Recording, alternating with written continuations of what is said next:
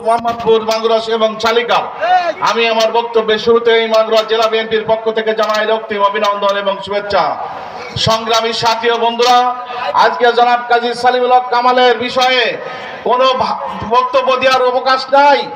যে মাগুরা ২ আসনে 1994 সালের আগ পর্যন্ত যারা ইটের সলিং আমরা এবং কাঁচা রাস্তা ছাড়া কোনো কিছুই ছিল না। আমরা 94 সালে যখন উনি নির্বাচনে আসেন, আমরা ভেবেছিলাম একজন ব্যবসায়ী উনি কিভাবে রাজনীতিকে এই রাজনৈতিক মাঠে কিভাবে ওনাকে উপস্থাপন করবেন। উনি 94 সালে রাজনীতি পদার্পণ করেছেন, 96-তে মাগুরা জেলা বিএনপির আহ্বায়ক হয়েছেন। 96 থেকে 2008 সাল পর্যন্ত উনি আহ্বায়ক এবং সভাপতি থাকা অবস্থায় ছাত্রদল, যুবদল, বিএনপির 4টি কমিটি উপহার দিয়েছেন, যেটা মাগুরার রাজনৈতিক ইতিহাসে অনন্য অবদান হয়ে থাকবে, যার কারণে মাগুরায় কোনো গ্রুপিং হয়নি। সে দায়িত্ব নেওয়ার পরে আলমগীর হোসেন সভাপতি, 2 বছরের মাথায় আমি ছাত্র দলের সভাপতি, 2 বছরের মাথায় নাজমুল হক লিটন ছাত্র দলের সভাপতি, তার 2 বছরের পরে তরিকুল ইসলাম কবির ছাত্র দলের সভাপতি।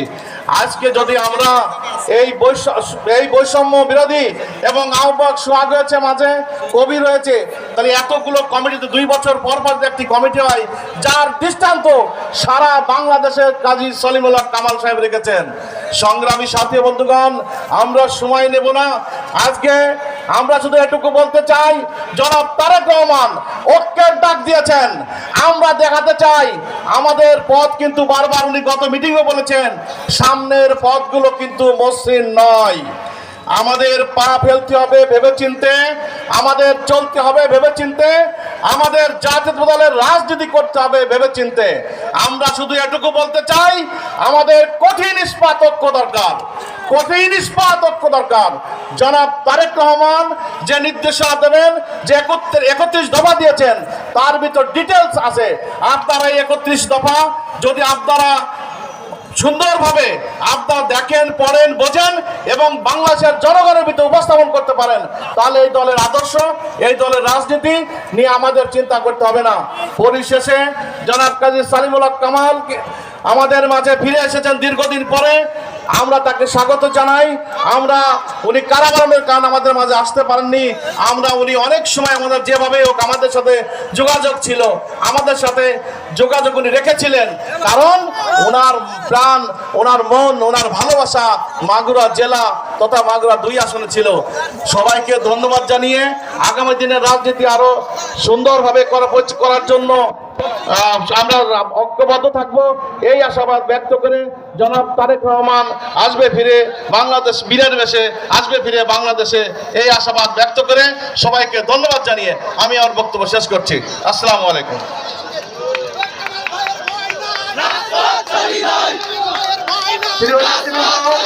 আমাদের মাঝে উপস্থিত আছেন জনাব সৈয়দ কুতুবউদ্দিন নানা, আহ্বায়ক মাগুরা সদর উপজেলা যুবদল, মাগুরা সদর উপজেলা যুবদল।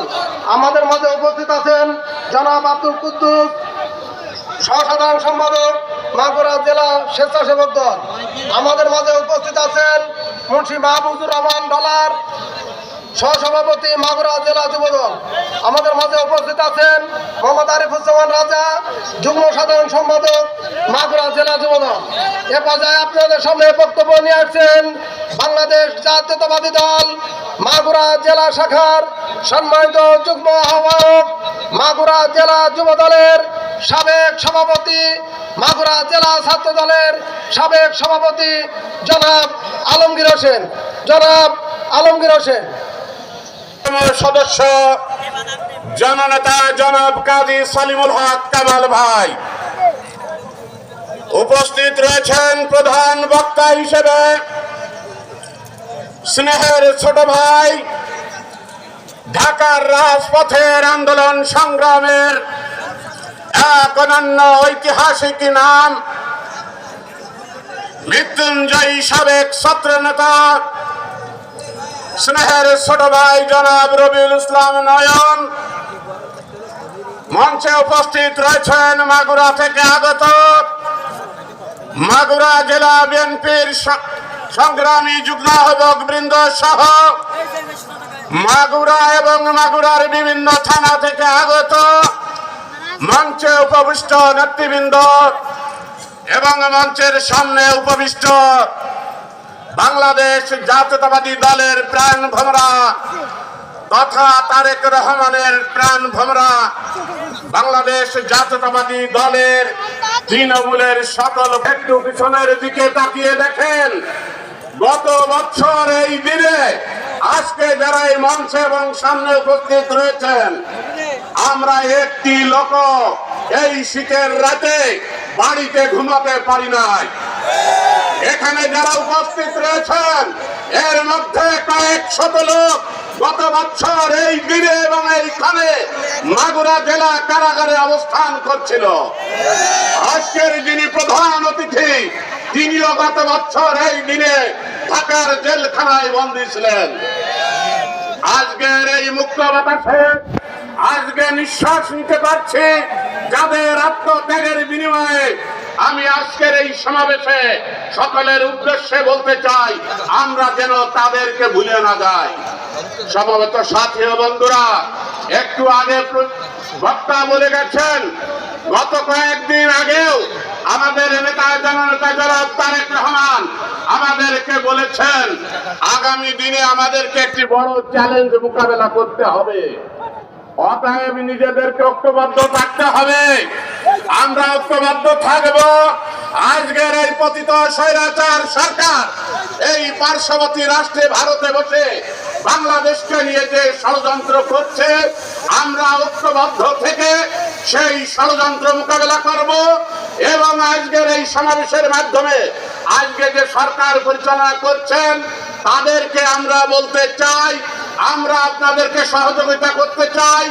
আপনারা একটি যৌক্তিক সংস্কার করে অনতি বিলম্বে বাংলাদেশে একটি সুন্দর এবং সার্থক নির্বাচনের ব্যবস্থা করবেন, যেই নির্বাচনের মাধ্যমে দেশের সাধারণের জনগণের রায়ের মাধ্যমে বাংলাদেশ জাতীয়তাবাদী দল রাষ্ট্র পরিচালনার দায়িত্ব নেবে।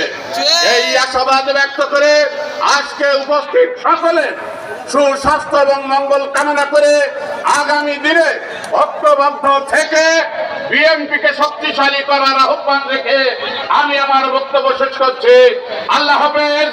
বাংলাদেশ জিন্দাবাদ, বাংলাদেশ জাতীয়তাবাদী দল জিন্দাবাদ, শহীদ প্রেসিডেন্ট জিয়াউর রহমান আবরক, তারেক রহমান জিন্দাবাদ। ধন্যবাদ সবাই।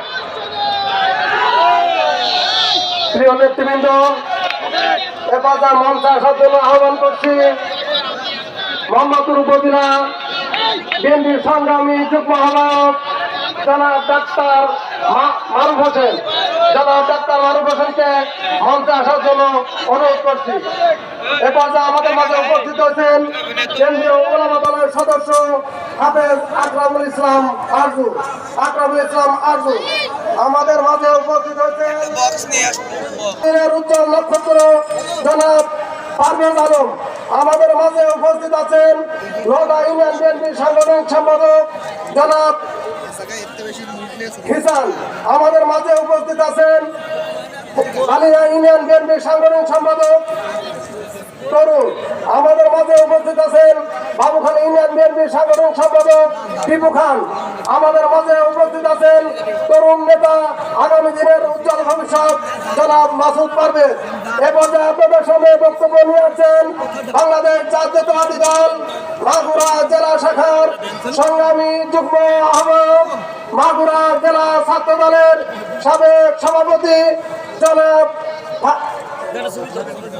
যুব দলের সাবেক সভাপতি জনাব খান হাসান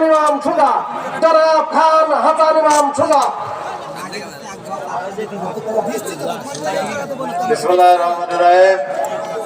বাংলাদেশ জাতীয়তাবাদী দল মোহাম্মদপুর থানা শাখা কর্তৃক আয়োজিত আজকের এই মুক্তির গণসংবর্ধনা এবং ঐক্যের এই বিশাল জনসভা মাননীয় সভাপতি, মাননীয় প্রধান অতিথি, মাগুরা জেলা বিএনপির সাবেক সফল সভাপতি, সাবেক সংসদ সদস্য, মাগুরার উন্নয়নের রূপকার কাজী সালিমুল হক কামাল, প্রধান বক্তা, তারুণ্যের প্রতীক, ঢাকা মহানগর দক্ষিণের সুযোগ্য আহ্বায়ক সদস্য সচিব রবিউল ইসলাম নয়ন, মঞ্চ উপবিষ্ট জেলা থানা সহ বিভিন্ন অঙ্গ সংগঠন সহযোগী সংগঠন সহ বিভিন্ন নেতৃবৃন্দ এবং সামনে উপস্থিত শহীদ প্রেসিডেন্ট জিয়া সৈনিকেরা, আসসালামু আলাইকুম।